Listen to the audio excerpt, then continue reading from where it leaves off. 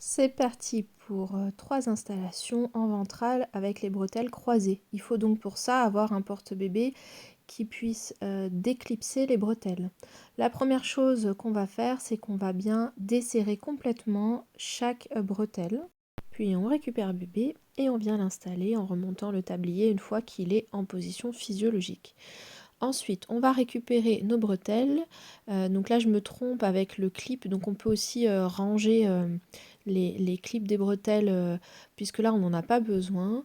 Et on va venir installer la première bretelle. Donc là, il faut bien croiser et on va le faire une après l'autre tout en maintenant bien bébé sur le devant. Et la dernière étape avant de vérifier l'installation de bébé, c'est de resserrer chacune des bretelles. Pour désinstaller bébé, une fois qu'on a fini le temps de portage, on va tout simplement déclipser les deux côtés et récupérer notre bébé. Deuxième méthode, cette fois-ci, on va déjà clipser une des deux bretelles. Donc on va en choisir une, on va bien la desserrer pour avoir assez de marge et on va venir la clipser en croisée. Une fois qu'on l'a clipsé, on va pouvoir récupérer notre bébé et démarrer l'installation. Donc on a bébé dans les bras, on passe notre main entre la bretelle et le tablier pour venir chercher son pied et bien guider bébé au fond du tablier. On l'installe en position physiologique, la petite grenouille, le bassin basculé, les genoux plus haut que les fesses. Quand on est là, on peut déjà serrer la première bretelle qui permet de sécuriser notre installation pour pouvoir aller chercher tranquillement la deuxième bretelle. On clipe notre deuxième bretelle et on la serre également.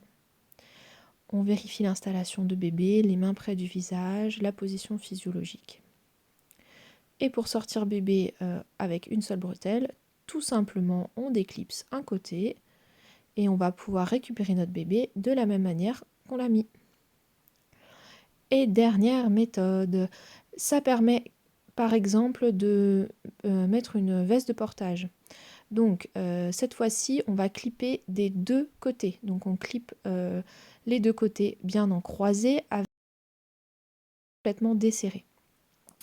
Ça va former une croix avec nos bretelles et regardez, je passe bien un bras de chaque côté et ensuite ma tête vers le tablier, donc dans le trou entre la croix et le tablier. Et donc là, je peux mettre ma veste de portage si j'en ai une et que j'ai envie par exemple, ou encore préinstaller le porte-bébé avant d'aller en voiture. Pour installer bébé, c'est un petit poil plus délicat, il faut bien guider bébé pour lui mettre une jambe de chaque côté, mais avec un petit peu d'habitude, ça se fait vraiment très très bien. Une fois qu'on a installé bébé, bon déjà il ne peut pas glisser puisqu'il a bien le tablier entre les jambes, et donc on va pouvoir tranquillement resserrer notre porte-bébé des deux côtés et bien installer bébé. Donc là on peut faire la bascule une fois qu'il est bien installé et on remet bien les mains près du visage. On peut du coup, surtout si on a une veste de portage, redesserrer le porte-bébé des deux côtés pour gagner suffisamment en mou et sortir bébé par le dessus. Alors là, c'est la technique où je sors les bras, mais on peut aussi sortir carrément bébé sans sortir les bras.